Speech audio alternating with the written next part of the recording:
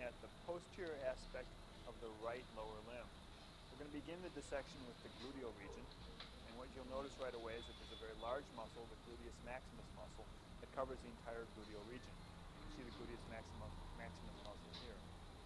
The first step in the dissection is to remove the gluteus maximus from its attachment at the lateral border of the sacrum. And we've already done that.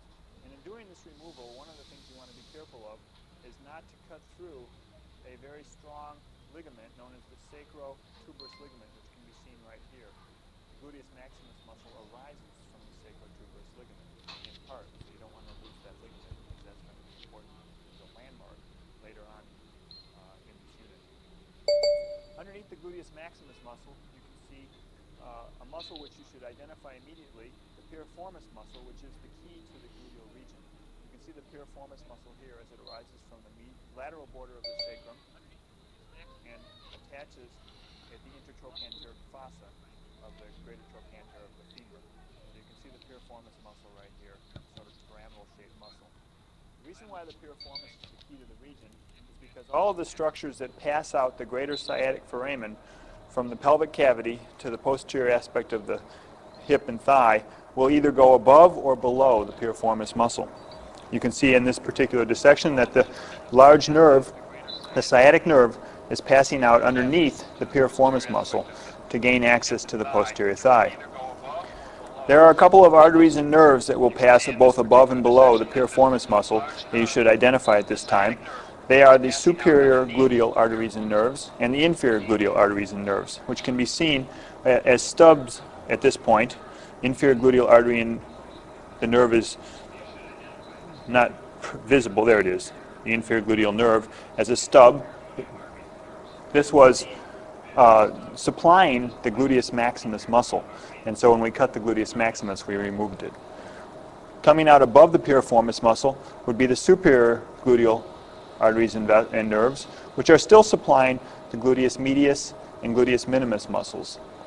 The next step in the dissection is to reflect the gluteus medius muscle by cutting its origin off the iliac fossa. You can remove the gluteus medius muscle, and you can see some of the branches of the superior gluteal artery and nerve as they enter the gluteus medius muscle. Just deep to the gluteus medius muscle, you'll find the gluteus minimus, also arising from this iliac fossa and attaching down at the greater trochanter of the femur along with the gluteus medius. These two muscles, you'll recall, are good abductors of the hip joint. Now, we'll go below the piriformis muscle and look at a group of small muscles which you will be learning as the P-go-go-Q muscles. The P-go-go-Q muscles stand for the short lateral rotators of the hip. The first one is piriformis. Below the piriformis and underneath the sciatic nerve, you'll see the other lateral rotators, and they are known as the superior gemellus, which can be seen here, and the inferior gemellus, with a tendon lying right between them, the tendon of the obturator internus. And we can see the tendon of the obturator internus deep between these muscles. You can see it right here. Now that tendon of the obturator internus has come from a muscle belly that lies inside the pelvic cavity on the medial wall of the obturator foramen. The muscle becomes tendinous inside the pelvic cavity, and the tendon makes a sharp 90-degree bend around the lesser sciatic notch to gain access to the gluteal region, where it will run laterally to the intertrochanteric fossa. That makes that tendon, along with the two gemelli and the piriformis muscle, lateral rotators of the hip. The next muscle that you can see as a short lateral rotator is the quadratus femoris muscle, which can be seen inferior to the inferior gemellus and is visible right here, which also attaches by the greater trochanter of the femur. All of these short lateral rotators are innervated by small branches of the sacral plexus. The last short lateral rotator that cannot be seen at this point is the obturator externus muscle, and you will be able to visualize the obturator externus muscle when you perform the dissections of the joints for the lower limb. Now we've moved down to the posterior region of the thigh, where we're going to look at the group of muscles collectively known as the hamstrings. Before I do that, before you dissect out and separate out the hamstring muscles, you're going to have to remove the fascia that circumscribes the thigh. This fascia is known as the fascia lata, and there's a thickening of the fascia lata that can be seen in this dissection, and it's already been cut, known as the iliotibial band. You can see how thick the iliotibial band is, and there's actually a muscle that attaches to the iliotibial band in the anterior region of the thigh, which we'll show you later on.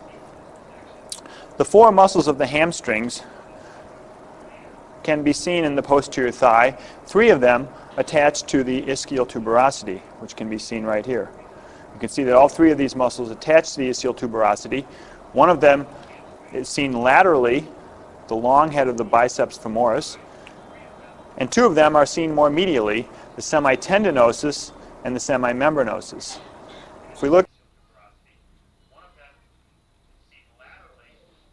at the more medial aspect of the knee, we can see the two tendons of these muscles, the semitendinosus on top and the semimembranosus just deep to that, both of which cross the knee joint.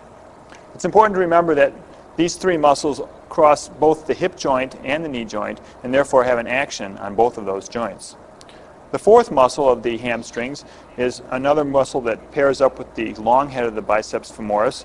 It's known as the short head of the biceps femoris, and you can see this muscle as it arises from the femur and attaches with the long head crossing the knee joint. Notice that the short head of the biceps femoris does not cross the hip joint. All four of these muscles are innervated by branches of the sciatic nerve, which can be seen here as it crosses the hip joint into the posterior aspect of the thigh and runs deep to these muscles. There are two components of the sciatic nerve, one of them the tibial branch, and the other one the common peroneal nerve. The branching of these two nerves will be variable in the cadavers that you'll be dissecting, but these two components will continue down into the lower limb, into the leg. All four of the muscles of the hamstrings are innervated by branches of this sciatic nerve.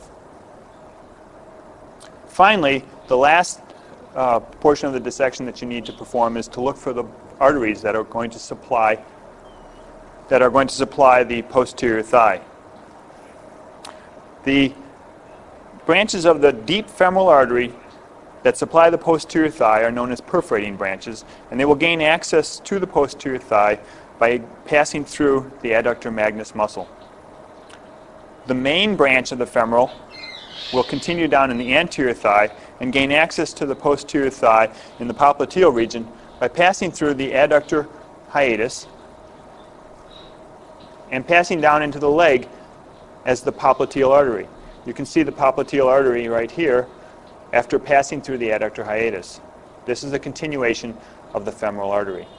Before we look at the muscles of the anterior thigh, we're going to look at some nerves that come off the lumbar plexus and travel on the inside of the posterior abdominal wall and the inside of the brim of the pelvis. These nerves can easily be found by beginning with the 12th rib. If you palpate the 12th rib, and you should have a little piece of the 12th rib left in your bisected cadaver, the first nerve below it is known as the subcostal nerve. Then you can go down keep going down alternately until you get to the next nerve, which is going to be the iliohypogastric.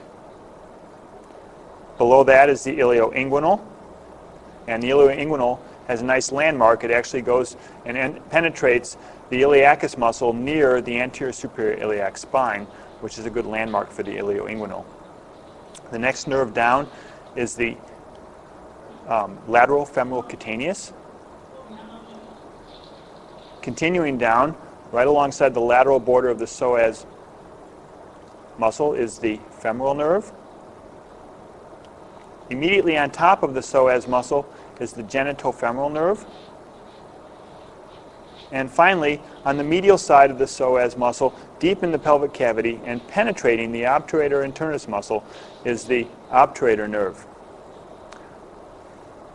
All of these nerves are muscular and cutaneous and will supply either the anterior body wall, the groin, or portions of the lower limb.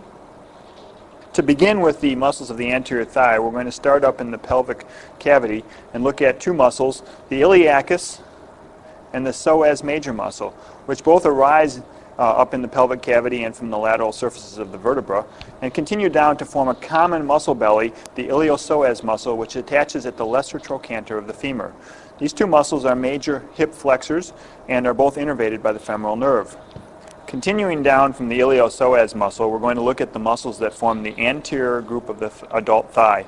These muscles are also innervated by the femoral nerve, so you can think of the femoral nerve as the nerve to the anterior compartment of the thigh.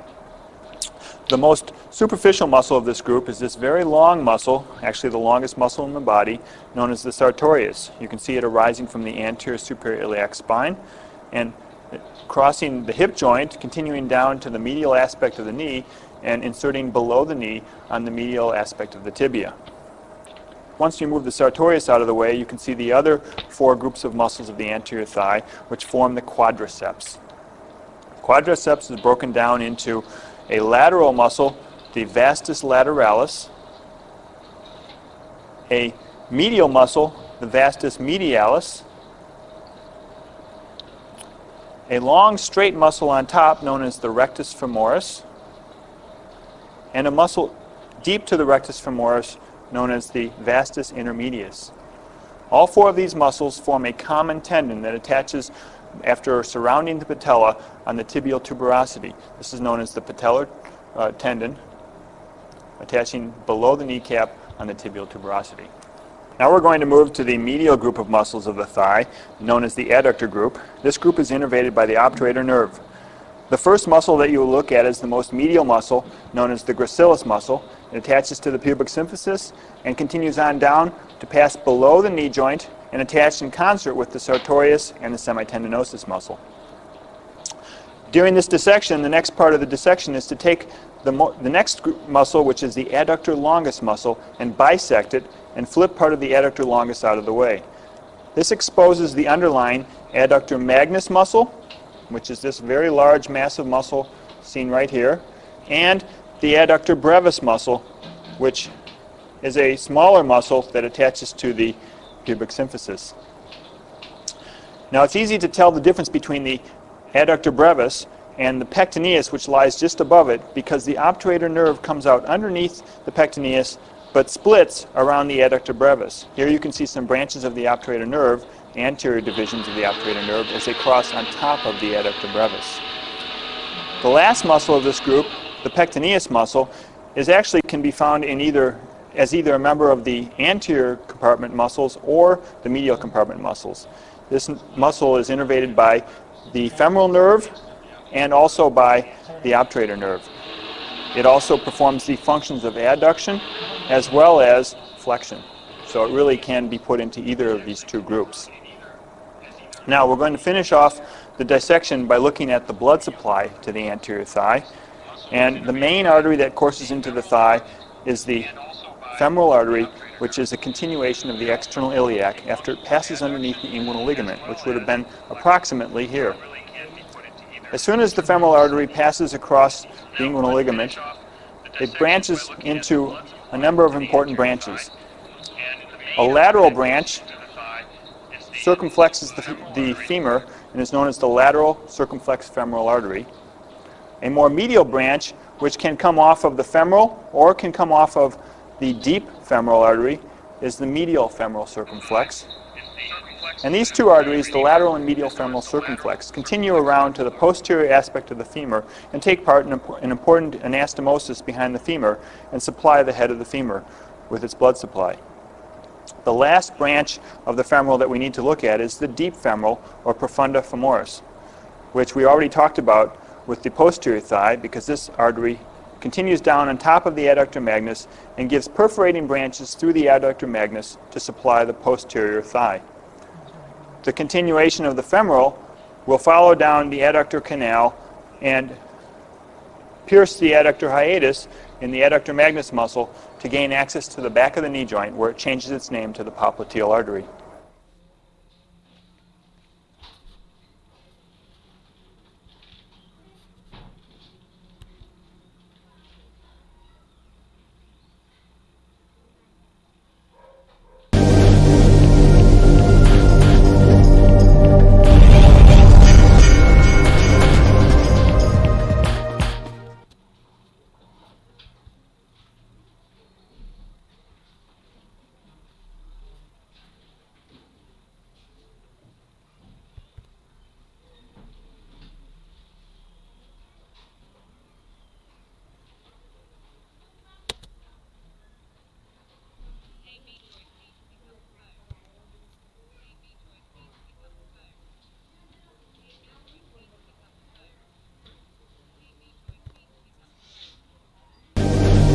after the completion of the arteries of the upper limb, that is the subclavian artery, we are into the next artery that is called as the axillary artery. The axillary artery is the main artery of the upper limb. It begins from the outer border of the first rib as the continuation of the subclavian artery and ends up at the lower border of the teres major muscle where it continues as the brachial artery. For example, if you see the course of the axillary artery in the axilla, in the middle of the axilla it is crossed by the pectoralis minor muscle.